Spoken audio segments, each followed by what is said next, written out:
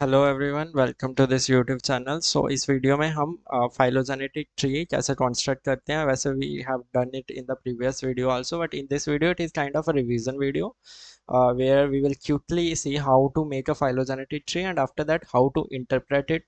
After that I will also try to cover how we interpret a cladogram, what we see in a cladogram, how can we write it, right? So what a cladogram is, is what how we construct it, and how can we interpret it. This is what we are going to discuss in this video. सो सबसे पहला हम जो है phylogenetic tree बनाएंगे। तो phylogenetic tree बनाने के लिए हमारे पास 11 माइकोबैक्टीरियम स्पीशीज के 16s आरएनए के जो सीक्वेंसेस हैं वो दिए गए हैं। अब ये सीक्वेंसेस में एक जो 11 सीक्वेंस है, जैसे एक सीक्वेंसेस है, इसका एक्सेशन नंबर लिखा हुआ है। इसमें जो लास्ट वाला सीक्वेंस है, ये हमें पता है कि this is an outgroup. Outgroup means it is the distantly related species of mycobacterium. So is why we take an outgroup? We take an outgroup because it helps us as a guide to make the phylogenetic tree. So first, what will I do? I will go to clusterlets, and here I will load the sequences. I have saved the sequences as sequences notepad on the desktop. So I will go through the desktop. I will write here sequences notepad. They will come here. Then I open, and then I'll see the sequences like this. Now they are not aligned, that's why they are randomly blue, green, red, red. There is no proper alignment. So what I will do, I will first add it, remove the gap only columns. Then after this I'll try to save the output as Philip. मैंने Philip की form में output को save कर दिया. This happened. Now the main step is when I do the alignment. So this is the alignment that is going on. अब alignment जब हम करते हैं तो हमें ये इस तरह से दिखता है, ये देना पूरा ग्रीन दिख रहा है, पूरा ये line. So it means that those sequences which are similar, they have they have come one over the another. ये एक तरह से सीक्वेंसेस एक दूसरे के ऊपर इस तरह से आ रही हैं कि जो सीक्वेंस सिमिलर हैं they are one over the another. और ये जो लास्ट में आपको गैप्स दिख रहे हैं, we have to remove those gaps. Why? Because comparison करने के लिए सिमिलैरिटी भी होनी चाहिए ना. अगर आप कंपेयर करते हैं, for example if you are comparing the heights of two person, then those two person should be on the same level. एक सीढ़ियों पे चढ़ा है और एक नीचे खड़ा है फ्लोर पे, then you can not compare them. Similarly if the nucleotide sequences length is different, किसी की लेंथ बहुत ज़्यादा किसी की बहुत ज़्यादा, then you can not compare it. So what would I do? I will make it of equal length. How will I do? I will do by trimming. So I will close this here only. After that I get here three files. One is dnd file which acts as a guide, another is Philip file that I have no what to do with, and this is the aln file. uh, you can see it's written aln file. This file I have to open. इस file को जब मैं open करूंगा, मेरा जो motive रहेगा वो ये रहेगा कि मैं इसको ट्रिम करूं, क्योंकि मुझे इसको बराबर बनाना. तो ट्रिम हमेशा टॉप से लेफ्ट टू राइट होता है, एंड जो बॉटम होता है वहां पे राइट टू लेफ्ट होता है. तो इसको मैं ट्रिम करूंगा of equal, to form a matrix. एक इक्वल लेंथ बनाने के लिए of all the sequences I will trim it. So I am trimming it from the right to left. Trimming takes some time, but you should do it properly because trimming is a little confusing. Sometimes we end up trimming these gaps and then start trimming from this side, which is wrong. So trimming को थोड़ा सा ध्यान से देख लेना. So similarly here also,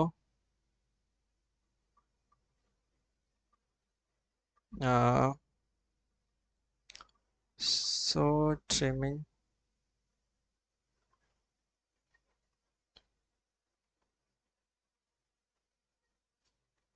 So now you can see that all of these they are aligned properly. They are forming a matrix. कोई एक आगे पीछे से निकल नहीं रहा, सब एक line में है from the edges. So in this way I have trimmed from top. Now here one of them doesn't have any nucleotide sequence, so I'll delete the whole. Here also I can't find any nucleotide sequence, I will delete. Here also I can't find, so I will delete. In this way I will delete all those sequences sets which don't have any nucleotide in any one, or even more of those accession numbers. So all of them have been deleted. Here I see that there are two, it is two less. 2 means 2 in number, so it is 2 in number less nucleotide than those above and down. So I will trim all of them by 2. So ये मैंने दोनों को दो दो करके काट लिया. Yeah.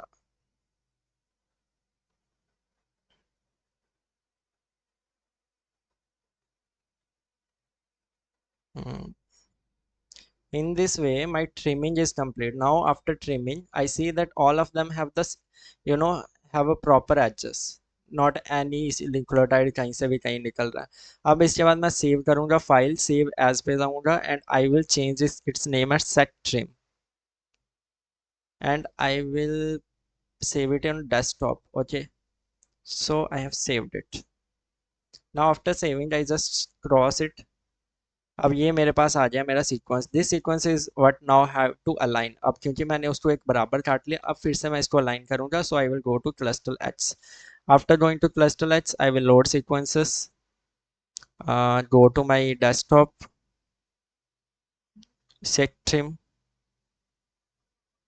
and now again I'll follow remove gap only columns, then alignment, output format option, then I will click on Philip format because I have to do the it's uh, what can I say, analysis in Philip. So that's why I have saved it in Philip format also. Now last is do complete alignment. So I have done complete alignment. अब आप देखोगे जब complete alignment हो जाए तो जो sequences similar थे वो अब properly एक दूसरे के ऊपर ऐसे करके बैठ जाएंगे. So how much differences we have created from those sequences which were very unaligned, very random. हम एक बहुत ही अच्छे पैटर्न में इसको लेके आ गए हैं. अब ये सेव हो गया, इसको क्रॉस कर देते हैं. This is our file what we need, Sectrim Philip.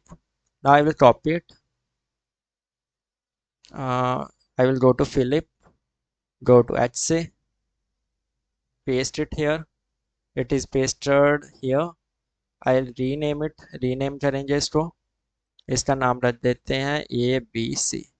ABC आ गया. Now the first step is set booting, set bootstrapping. So it is the ये जो set boot है ये प्रोग्राम है जिससे हम bootstrapping करते हैं. इसको ओपन करेंगे. इसको ओपन करने के बाद इसमें abc.philip डालेंगे. अब एंटर दबाएंगे. इसके बाद हमें इसमें रेप्लिकेट्स चेक करने होते हैं. अगर यहाँ पे 100 दिया हमें 100 ही करना. अगर 100 से ज़्यादा है तो हमें इसको वापस करेक्ट करके 100 लाना होता है, लेकिन इसमें हमारे सारे ही सही हैं. So will just press Y and enter to accept the changes. Random seed number will put 1 because it is very easy for us. It takes less time. उसके बाद हमारा हो गया, हम एंटर कर देंगे. अब हमारे पास एक आउट फाइल जनरेट हुई. इस आउट फाइल को हम रीनेम करेंगे एस ABC1. सो ये जो है ABC1 हो गया. अब जब ये ABC1 हो ही गया तो हमारा सेकंड स्टेप होता है DNA MLK सॉरी. सो हम इस पे जाएंगे जिसमें हम मैक्सिमम लाइक्हुड का इस्तेमाल करते हैं. ABC1 को अपलोड करेंगे. इसके बाद हमारा यहाँ पे मेन जो है वो एक ऑप्शन है दैट इज M. हमें डेटा सेट्स कितने एनालाइज करने हैं. हमने वहाँ लिखा था कि जो नंबर ऑफ रेप्लिकेट्स है वो 100 है. तो रेप्लिकेट्स और मल्टीपल डेटा सेट्स एनालिसिस एक ही चीज़ होती है. तो हम M को क्लिक करेंगे. इसमें लिखेंगे कि डेटा सेट्स हैं हमारे पास और फिर हम इसको कितने डेटा सेट्स हैं 100 पे करेंगे. Random seed number always 1, jumble 1 and then y to accept the changes. Now it is what maximum likelihood it is generating certain sets. कैसे कैसे वो अलाइन हो सकते हैं 100 टाइम्स इसको सेट कर रहेगा. Now after this we will have two files, out file और out tree. हमें क्योंकि ट्री बनाना है तो हम out tree का इस्तेमाल करेंगे.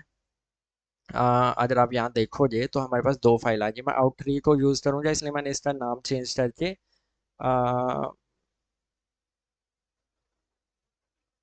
ABC2 रख दूँगा. ABC2. Okay. Now the last step is to consensus. सो मैं कंसेंसस पे जाऊँगा. I will type ABC2 and R to replace the things. Then here I have to make two important steps. I have to make two important changes. First I have to I told you in the beginning that we have an outgroup at 11 species. Okay, so I will put I will type here 11 to mention that it has come here, right? So here you can see that a species 11 we have considered it as outgroup. Second is that we have to treat it as rooted, that I skipped in the last video. That is why I have made this video, so that you don't end up making it in the exam. So that is why R, so it is treated as rooted. Now I will y and accept the changes. Now the tree that will be generator, now out tree फिर से generate होगी। पहली वाली out tree नहीं आई, पहली वाली को हमने ABC2 नाम दे दिया। अब ये फाइनल आउट ट्री है, इसको मैं करूँगा कॉपी। ये कॉपी हो गई, इसको डेस्कटॉप पे पेस्ट कर दूंगा। ये हो गया। अब now my work starts the final work which is just to make a tree. It's very easy. Use to user tree, display new trees. After that, click new files, all files, sorry. Then go to your desktop. It was out tree. I typed I selected the out trees and then just open it. You will find that you have drawn a very good tree. So इस तरह से हम phylogenetic tree को बनाते हैं. I hope it will help you in revising very instantly, right? So now the main thing is how to interpret this tree. What does this tree tell us? So how will we interpret? Let us see here. So just one second. So if you see this tree, what can you get? You see this point. What does this point indicate? What does this indicate? This is basically the last common ancestor that all of these species having. In species सबका जो last common ancestor, मतलब सबसे आखिर में ऐसा ancestor जिन सबसे ये सब आए हैं, वो ये determine करता है. So you have to write that the node here, you just have to label it here only, ठीक है। फिर ये जो नंबर है, ये नंबर क्या बता रहे हैं? ये बूटस्ट्रैप वैल्यूज हैं। बूटस्ट्रैप वैल्यूज क्या होती हैं? जब हमने सेट बूट पे इसको डाला था, तो सेट बूट क्या डाल करता है? ये अपने से डेटा सीक्वेंसेस डालता है इन सब सीक्वेंसेस में, देन उनके सेट्स बनाता है, अलग अलग सेट बनाता है। जैसे हमने 100 रेप्लिकेट्स करे तो वो 100 टाइम उसको बनाता है, और फिर देखता है 100 टाइम में कितनी बार ये ब्रांच जो है, ये जो ब्रांच है ये इस तरह से आई। अगर ये 100 में से 100 टाइम इस तरह से आई, तो इसका मतलब ये बहुत सारे चांसेस है कि ये ब्रांच जो हमने बनाई ये बिल्कुल सही है, इसमें कोई दोहराई नहीं, इसलिए यहाँ 100 आया। अब यहाँ पे 53 है, ये कम है। इसका मतलब है कि ये ब्रांच जो है 100 टाइम जब हमने डेटा सेट्स डाल के उनको एनालाइज करा, तो ये ब्रांच सिर्फ 53 टाइम्स आउट ऑफ 100 आई। जब भी बूटस्ट्रैपिंग की बात करते हैं, तो लेस देन जब 70% हो जाता है, लेस देन 70%, तो then there are less chances, या इट्स क्वेश्चनेबल कि वो पार्ट होगा कि नहीं होगा। और हम बूटस्ट्रैप वैल्यू बेसिकली, क्योंकि प्रैक्टिकल में कर रहे हैं, बहुत कम ले रहे हैं। इन रियलिटी जब हम ये सब करते हैं, तो देयर इज़ वेरी, मतलब स्ट्रॉन्ग सॉफ्टवेयर्स होते हैं, बहुत ज़्यादा बूटस्ट्रैप वैल्यू ली जाती है, तभी एक प्रॉपर आ पाता है। तो ये तो बेसिकली हमने for practical purpose, for getting an understanding how a phylogenetic tree is made, that is why we have taken only 100 replicates. So it's a questionable, this branch is quite questionable. Now another thing that I have to share is that we have to know what are the clades in it. What is clades? Clade is when most recent common ancestor and all of its descendants. देखो, एक ancestor हो और उसके सारे जितने भी उससे branch होकर न्यू स्पीशीज बने, वो सब हो। जैसे यहाँ पे नोड्स जो होते हैं ना, कहीं भी जो नोड्स होते हैं ना किसी भी फाइलोजेनेटिक ट्री में, वो एंसेस्टर्स को डिटरमाइन करते हैं कि यहाँ पे कोई एंसेस्टर रहा होगा जिसने बाद में इस स्पीशिएशन के थ्रू नई स्पीशीज बनाई। ये न्यू स्पीशीज इस नोड से बने, है ना। इस नोड से फिर से एक नई स्पीशीज बनी, जिसने फिर ब्रांच करके ये स्पीशीज बनाई, फिर इन स्पीशीज ने ये दो स्पीशीज बनाई। So nodes are what? These are the terminal nodes. ये जो हमें दिख रहे हैं ना species, they are also nodes. They are terminal nodes which represent the species. तो हम एक ऐसा ancestor लेते हैं जिसके पास जिसमें वो ancestor भी आ जाए, एक ऐसा एरिया लेंगे इसका जिसमें वो ancestor भी आ जाए और उसके सारे जितने भी descendants है वो भी आ जाए। इस तरह से मैं एक इसको देखूँ अगर, if I look at here I find that this ancestor and uh, all of those which have evolved from it, which have split from it, 1 2 3 4 5 6, they are here, so it will form clade 1, right. ये clade 1 बना लेगा। उसी तरह से अगर मैं इसको देखूं, इसके सारे एंसेस्टर्स ये सब, तो ये clade 2 बना देंगे। So you can write in the interpretation that these members form the clade one, which include their most common recent ancestor and most recent common ancestor and all and their descendants. Then clade 2 contains this. What is a clade? Clade is nothing but when we have most recent common ancestor and all of its descendants, we call it a clade. And this is our outgroup. So you have to mention it. Now you can say that also here, uh, also here we have a recent common ancestor and we have all its descendants which are two. Yeah, right. It is also a clade, but when we see a clade within a clade, we call it a subclade. तो आप इसको लिख दो कि ये subclade है. So there is no problem. You can consider this also clade, but when we have a bigger clade and we see a clade, another clade inside it, so we call it subclade. तो इस तरह से हम इसको जो है इसके बारे में ये सब पॉइंट्स लिख के इसको इंटरप्रिटेशन में यूज कर सकते हैं इन पॉइंट्स. तो so I hope its interpretation is somewhat clear to you. Now the second is cladogram. देखो हमने फाइलोजेनेटिक ट्री की बात करी थी. क्लैडोग्राम भी कुछ उस तरह से. इसका बेसिस जो है मॉलिक्यूलर एविडेंसेस हम ले लेते हैं. क्लैडोग्राम जो है ये मॉर्फोलॉजिकल कैरेक्टर्स पे बेस होता है. इसका अगर हम क्लैडोग्राम की बात करें तो ये भी एक ट्री है. एक डाइग्राम है जो डिपिक्ट्स करता है relationship between the species, you know, but difference is that based on morphological traits. That is important. We see certain traits which are visible to us and on the basis of those traits हम इनको divide कर देते हैं. So when you are given a cladogram like this, you have to write that it is a cladogram which is based on morphological traits. Then you can write in the interpretation that a cladogram is a tree that depicts a relationship between species based on morphological features. तो अगर मान लो हमें ये एक cladogram है, ये आ जाता है इंटरप्रेट करने के लिए, तो हम सबसे पहले देखेंगे कि इसमें कैरेक्टर्स कौन कौन से हैं. पहले तो ये यूकैरियोट्स हैं, है ना.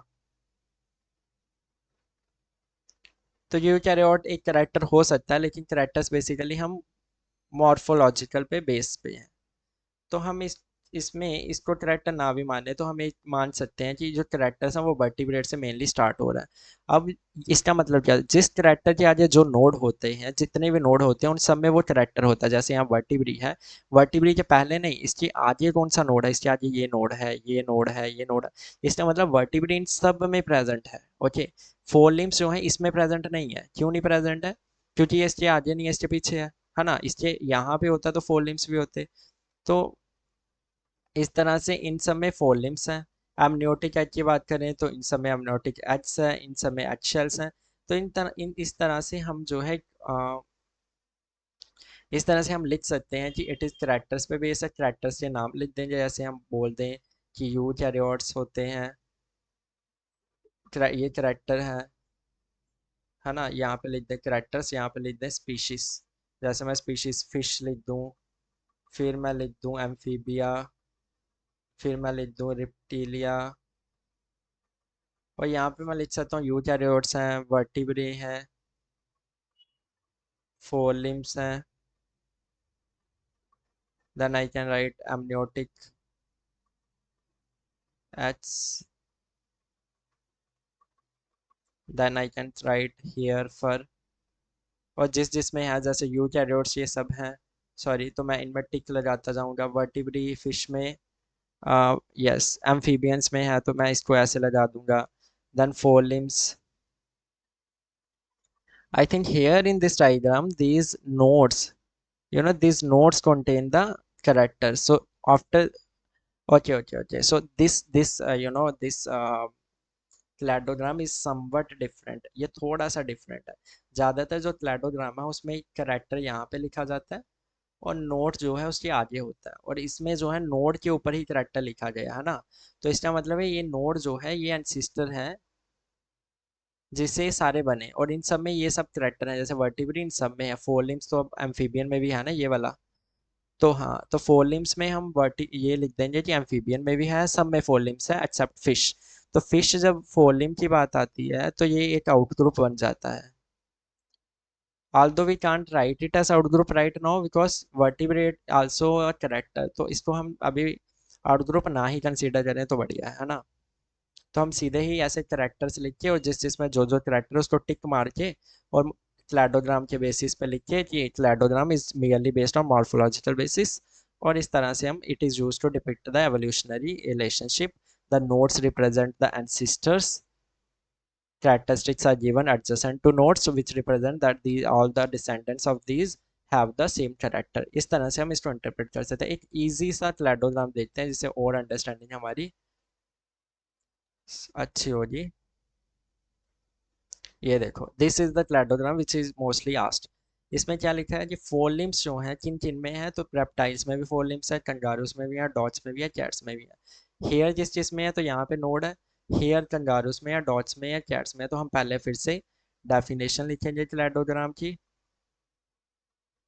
फिर हम लिखेंगे कि इसमें मॉर्फोलॉजिकल कैरेक्टर्स कौन से यूज करें हैं, कौन से स्पीशीज का यूज करा है, मतलब किन स्पीशीज का रिलेशन हमने डिफाइन करा है, या फिर रिलेशन हमने try to find their relationship. Okay, ये लिख सकते हैं। एंड देन हम इसका टेबल बना देंगे। टेबल कैसे बनेगा, हम यहाँ पे रखेंगे, सॉरी,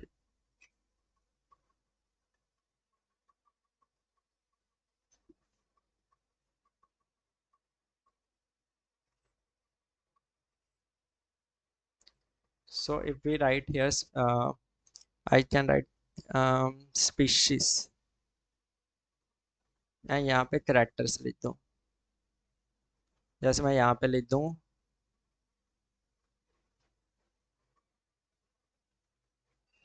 या फोर लिम्स, फिर मैं इसके बाद लिख दूँ हेयर, फिर मैं लिख दूँ स्पेशलाइज शेयरिंग टिथ, फिर मैं लिख दूँ रिट्रैक्टेबल क्लास। और यहाँ पे कितने स्पीशीज हमारे पास रेप्टाइल्स है, ये स्पीशीज कैंगारू है, देन डॉग लिख दूँ, देन मैं कैट्स लिख दूँ। अब जो जो कैरेक्टर जिसके सामने है उसमें टिक लगा देंगे। और ऐसे रेप्टाइल्स में क्या है, फोर लिम्स हैं, हाँ रेप्टाइल्स में फोर लिम्स हैं, कंगारू में भी फोर लिम्ब है, ये सब में है। हेयर किस चीज़ में है, रेप्टाइल्स में नहीं है, तो बाकी सब में हेयर है। इनमें इस तरह से, so this table can be very useful. So by drawing this table you can you can uh, interpret this. So I think that this should be clear to you. Thank you for watching. Thank you very much.